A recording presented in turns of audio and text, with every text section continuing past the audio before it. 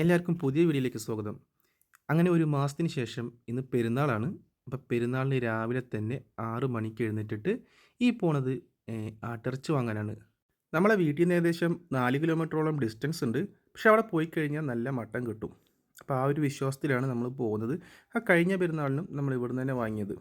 അപ്പം വിചാരിച്ച പോലെ തന്നെ അതിരാവിലെ തന്നെ പരിപാടി തുടങ്ങിയിട്ടുണ്ട്. നല്ല 2 ചെറിയ നാടൻ ആട്ടിൻകുട്ടിയെ കൊണ്ടുവന്നിട്ട് അറുത്ത് സെറ്റാക്കിയേക്കാണ്. അപ്പോൾ നമുക്കതിൽ നിന്ന് ഒരു 2 കിലോ വേണം. അപ്പോൾ നമ്മൾ കാലിൻ്റെ പീസ് നോക്കിയിട്ട് ഒരു 2 കിലോ എടുക്കാൻ പറഞ്ഞിട്ടുണ്ട്. അപ്പോൾ മൂപ്പർക്ക് വേറെ പ്രശ്നമൊന്നുമില്ല. നമ്മൾ പറഞ്ഞ പീസ് നോക്കിയിട്ട് തരും. അപ്പോൾ 2 കിലോ ബിരിയാണി വെക്കാനായിട്ട് അത്യാവശ്യം വലിയ കഷ്ണങ്ങളാക്കിയിട്ട് നുറുക്കി വാങ്ങിയിട്ടുണ്ട്. അപ്പം ഇനി നേരെ വീട്ടിലോട്ട് പോവാണ്. അപ്പോൾ നമ്മൾ ബ്രേക്ക്ഫാസ്റ്റ് ഒന്നും കഴിച്ചിട്ടുണ്ടായിരുന്നില്ല. അപ്പോൾ നേരെ പോണ വഴിക്ക് ഒരു ഹോട്ടലിൽ കയറിയിട്ട് നല്ല മസാല ദോശ ഉണ്ടായിരുന്നു. അപ്പോൾ അത് വാങ്ങിയിട്ട് കഴിക്കുകയാണ്. കൂടെ നല്ല വടയും നല്ല ചമ്മന്തിയും സാമ്പാറും ചട്ടയൊക്കെ ഉണ്ടായിരുന്നു. അപ്പോൾ അത് കൂട്ടിയിട്ട് നല്ല ബ്രേക്ക്ഫാസ്റ്റ് അടിപൊളിയായി. ഇനി നേരെ വീട്ടിൽ പോയിട്ട് ഫുഡ് ഉണ്ടാക്കണം. അപ്പം നമ്മൾ നല്ല വലിയ അരി കൊണ്ട് ദം ബിരിയാണിയാണ് ഉണ്ടാക്കുന്നത്, മട്ടൻ ദം ബിരിയാണി. അപ്പോൾ നമ്മൾ ഉരുളിയിലാണ് മസാല ഉണ്ടാക്കുന്നത്.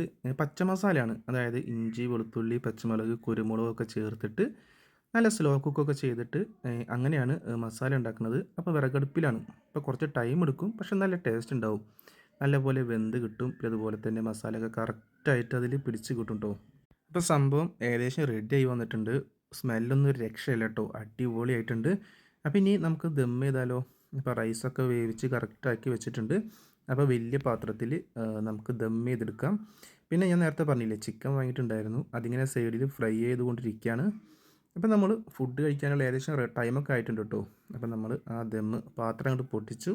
ഇനി നമുക്ക് ചോറ് നല്ലപോലെ മിക്സ് ചെയ്തെടുക്കാം. അപ്പോൾ നമ്മൾ കഴിക്കാൻ പോവാണ്. ഒരു പ്ലേറ്റ് എടുത്ത് അതിലോട്ട് ചോറ് വിളമ്പിയിട്ടുണ്ട്. ചോറും മസാലയും കൂടി മിക്സ് ചെയ്ത് വിളമ്പിയിട്ടുണ്ട്. ഇനി മസാല സെപ്പറേറ്റ് നമുക്ക് എടുത്ത് കൊണ്ടുവന്ന് വെക്കാണ്. അപ്പോൾ നമ്മൾ കഴിച്ചു തുടങ്ങാം. ആദ്യം ആ പ്ലേറ്റിലേക്ക് കുറച്ച് സാലഡ് ഒഴിക്കാം, അതായത് കച്ചമ്പർ.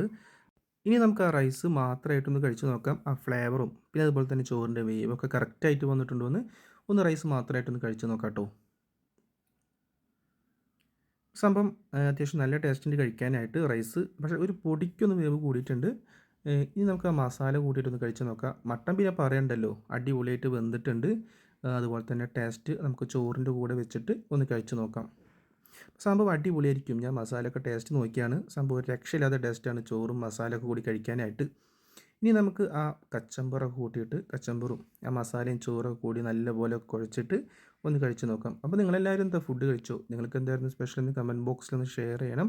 അപ്പോൾ ഇതാണ് ഇന്നത്തെ വീഡിയോ. നിങ്ങൾക്ക് ഇഷ്ടപ്പെട്ടെങ്കിൽ ലൈക്ക് ചെയ്യണം, സബ്സ്ക്രൈബ് ചെയ്യണം, സപ്പോർട്ട് ചെയ്യണം. അടുത്ത മറ്റൊരു വീഡിയോ ആയിട്ട് വീണ്ടും കാണാം.